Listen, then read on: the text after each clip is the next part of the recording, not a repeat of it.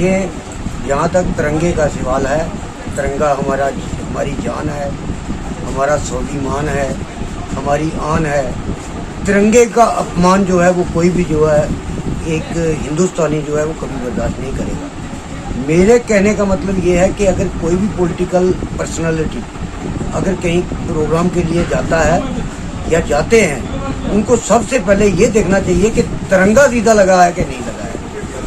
पहले उनको तिरंगे को सीधा करवाओ, फिर अपना भाषण दो। ऐसे बेबुनियाद भाषण है। मैं ऐसे पॉलिटिशियन की मजम्मत करता हूँ जो बिना देखे तिरंगे को अपना भाषण झाड़ के चले आते। देखिए, भारतीय जनता पार्टी ने जो है वो तिरंगे का बहुत ज़्यादा वो पूरे देश के अंदर तिरंगे को घुमा घुमा करके बोल ले रहे हैं।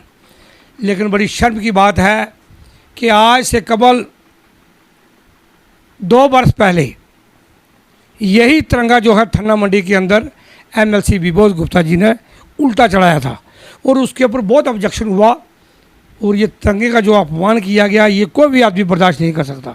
ये तिरंगा किसी की बाप का नहीं है, तिरंगा पूरे देश का है, तिरंगा हर इंसान का है। ये तिरंगा जो है, इस तिरंगे के पीछे आज़ादी में हमारे हज़ारों नहीं लाखों लोगों ने जो जान दे करके ये तिरंगा जो लाया है। आज मैं ये कहना चाहूँगा कि कल की बात है, जो शुपैया के अंदर हमारे बड़े दिग्गज नेता, हमारे स्टेट के प्रेसिडेंट रविंद्र रैना जी और उनके साथ संगठन मंत्री अशोक कौल जी, जिनकी उम्र भी बहुत ज़्यादा है, और वहाँ पर 2 तिरंगे चढ़ाए गए, एक तिरंगा उल्टा और एक तिरंगा सीधा। मैं ये समझता हूँ कि तिरंगे का इतना बड़ा जो अपमान किया गया है, इन लोगों से ये पूछा जाए, जहाँ की सरकार क्यों नहीं पूछती और जहाँ के लोग क्यों नहीं पूछते, और जहाँ की जो कोर्ट है उस कोर्ट को भी, होने पर हमारी कोर्ट जो है उसको भी इन्हें पूछना चाहिए कि आपको किसने यह अधिकार दिया है उल्टा झंडा चढ़ाने के लिए। अब 15 अगस्त आने वाला है और 15 अगस्त के पहले ही आप ये देखें, इस तिरंगे के लिए पूरे देश के अंदर बड़ी खुशी के साथ जो है वो आज़ादी मनाई जाती है और हर एक उस शहीद को याद किया जाता है जिन्होंने इस देश के लिए, इस तिरंगे के लिए कुर्बानियाँ दी हैं।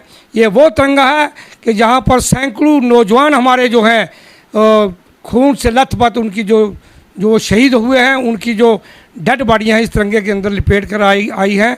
लेकिन बड़ी अफसोस की बात है कि ये भारतीय जनता पार्टी के लोग जो हैं, मुझे लगता है कि इनके दिमाग में कोई खराबी आ चुकी है कि इस किस्म के ये तिरंगे का जो अपमान कर रहे हैं, और जहां मेरी आज़ाद पार्टी जो है ये कंटेम्प्ट करती है और इनके खिलाफ कार्रवाई की मांग करती है। बहुत बात है, मैंने कल वीडियो क्लिप भी देखे और मुझे बहुत इसका दुख हुआ। देखिए, तिरंगा के लिए ये जो हमारा नेशनल फ्लैग है, इसके लिए हमारे कितने पुरखों ने कितने बलिदान दिए इस तिरंगा की खातिर। तो मुझे बहुत दुख हुआ। ये खासकर जो कल हमारे किसी पार्टी की वहाँ पर मीटिंग थी, मैंने देखा है, तो वहाँ पे उनको देखना चाहिए था कि पहले अगर आपने तिरंगा को पीछे लगाया भी है तो कम से कम उसको रिस्पेक्ट दें, उसको सीधी तरीके से लगाएं। ये नहीं कि आप उसको इज्जत देने के बजाय आप उसको तिरंगे का अपमान करें। ये ऐसा नहीं होना चाहिए और मैं इसकी कड़ी निंदा करता हूँ। और मैं जो भी हमारे देशभक्त, तो अपने आपको देशभक्त कहलाते हैं, उनको सोचना चाहिए और देखना चाहिए। सबसे पहले हमारा तिरंगा, उसके बाद बाकी बातें पार्टी चार्टी बाद में। सबसे पहले हमारा तिरंगा। कोई शक नहीं, आज भारत सरकार खासकर जम्मू और कश्मीर यूटी में हर जगह प्रचार कर रही है कि हर घर में तिरंगा लहराया जाए। कल शुपैया में जो बीजेपी ने एक जलसा किया, वहाँ पे किराए के लोग लाए गए जिनको ये नहीं मालूम कि तिरंगा होता क्या है, तिरंगा कैसे लहराया जाता है। तिरंगा सिर्फ वो हिंदुस्तानी वो लहरा सकते हैं जिनके खून के अंदर हिंदुस्तान भरा हुआ है, जिनको तिरंगे की कीमत मालूम है, जिनको ये पता है कि 1947 से लेकर आज दिन तक इस तिरंगे के लिए कितनी कुर्बानियाँ दी गई, पिछले कितने सालों में कितने हमारे लोग शहीद हुए इस तिरंगे के खातर। खास करके पंजाब के अंदर कितने नौजवानों ने बॉर्डरों पे कुर्बानियाँ दी इस तिरंगे के खातर। आज बीजेपी वाले इस तिरंगे का सिर्फ मजाक उड़ा रहे हैं। ये सिर्फ लोगों को ये बताना चाहते हैं कि हम ही हिंदुस्तानी हैं, बाकी कोई हिंदुस्तानी नहीं है। जो सिर्फ बीजेपी में रहता है वो हिंदुस्तानी है, बाकी कोई हिंदुस्तानी नहीं है। इस तरह गलत प्रचार मुल्क में ये हो रहा है, मुल्क को बांटा जा रही है। आज ये जो मजाक तिरंगे के साथ हुआ है, इसमें मैं कहूँगा कि अशोक कौल को और जोगिंदर रैना को आवाम से माफ़ी मांगनी चाहिए कि भाई हमने गलती की, हमें पता नहीं है कि तिरंगे की कीमत क्या है और तिरंगा होता क्या है। कि एक पॉलिटिकल पार्टी जो अपना एक फंक्शन वैली में ऑर्गेनाइज जिन्होंने करा था, तो अगर उस रैली के अंदर नेशनल फ्लैग की बेअदबी हुई है तो ये बड़ा एक निंदनीय कदम है। मैं ये बोलूँगा कि नेशनल फ्लैग जिसकी आन बान शान के लिए एक भारतीय अपनी जान दे देता है, ये फ्लैग जो ये कहा जाता है कि हवाओं से नहीं झूलता या लहराता, हम बोल सकते हैं, ये उन वीर जवानों की शहादतों से ये तिरंगा लहराता है। तो अगर इस तिरंगे की शान के खिलाफ किसी भी राजनीतिक पार्टी द्वारा कुछ किया गया है तो सबसे पहले मैं ये बोलूँगा कि हमारे देश में जो कानून है वो हर एक इंसान पे लागू होता है। अगर किसी व्यक्ति, किसी पार्टी द्वारा ये तिरंगे की बेअदबी की गई है तो उसके खिलाफ सख्त से सख्त कार्रवाई होनी चाहिए। आपके माध्यम से ये कहना चाहूँगा कि शोपियां में जो रैली हुई बहुत अच्छी बात है। ऐसी रैलियाँ होनी भी चाहिए, लोगों का मनोबल बढ़ता है ऐसी रैलियों से, और डेमोक्रेसी की तरफ लोगों का ध्यान जाता है। और किसी भी पार्टी की रैली हो, चाहे वो भाजपा की हो, चाहे वो एनसीपी हो या पीडीपी की हो, हमें उसमें जो तिरंगा लगता है हमें उस पे तिरंगे का सम्मान करना चाहिए। और हम किसी भी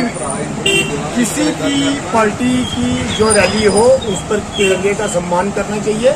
हम यही आपके माध्यम से कहेंगे, तिरंगा हमारी आन बान शान है। हम इस तिरंगे के लिए हमारे बुजुर्गों ने कुर्बानियाँ दी हैं और हम भी इस तिरंगे के लिए कुर्बानी देने के लिए तैयार हैं।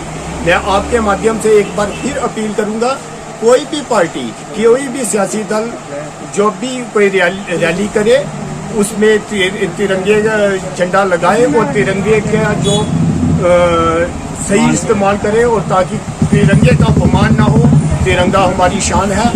इसी के साथ में अपना बहुत ही शर्मनाक वाकया है। तिरंगे का अपमान नहीं सहेगा हिंदुस्तान। देखिए, मैं मजम्मत करता हूँ, कड़े अल्फाज में मजम्मत करता हूँ भारतीय जनता पार्टी के जो हमारे जम्मू कश्मीर के सदर हैं रोहिंदर रैना साहब की, क्योंकि जिस तरीके के साथ आपने देखा है कि कल उनकी एक रैली में कश्मीर में मुल्क के तिरंगे झंडे का जो है किस तरीके से अपमान किया गया, किस तरीके से उल्टा उस झंडे को लगाया गया था।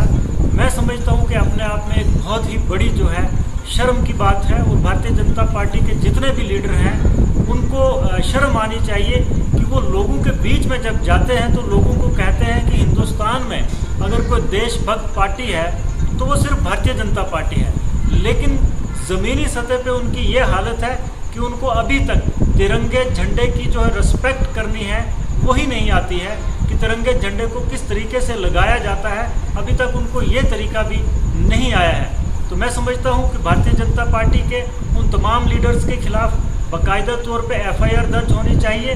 जो लोग उस वक्त रैली में मौजूद थे, जिनके सामने वहाँ पे तिरंगा झंडा जो है वो उल्टा लगाया गया था, अगर यही काम किसी और जमात की रैली में हुआ होता तो आप यकीन करें कि अभी तक एफआईआर जो है उन तमाम पॉलिटिशियंस के खिलाफ लग गया होता जो उस रैली में मौजूद होते।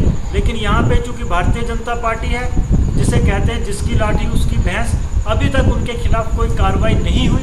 तो मैं समझता हूँ कि भारतीय जनता पार्टी की जो है ये दुगली पॉलिसी है। असली चेहरा जो उनका है वो ये है कि लोगों को जात पात में तकसीम करना, लोगों को किसी तरीके से एक दूसरे के साथ लड़वाना और अपना वोट बैंक जो है वो बनाना भारतीय जनता पार्टी की जो है वो पॉलिसी है। तो मैं समझता हूँ कि फौरी तौर पे भारतीय जनता पार्टी के तमाम लीडर्स के खिलाफ और रोहिंदर रैना साहब के खिलाफ एफआईआर लगनी चाहिए जो वहाँ पे रैली में मौजूद थे और तिरंगा झंडा जो है वहाँ पे उल्टा लगा।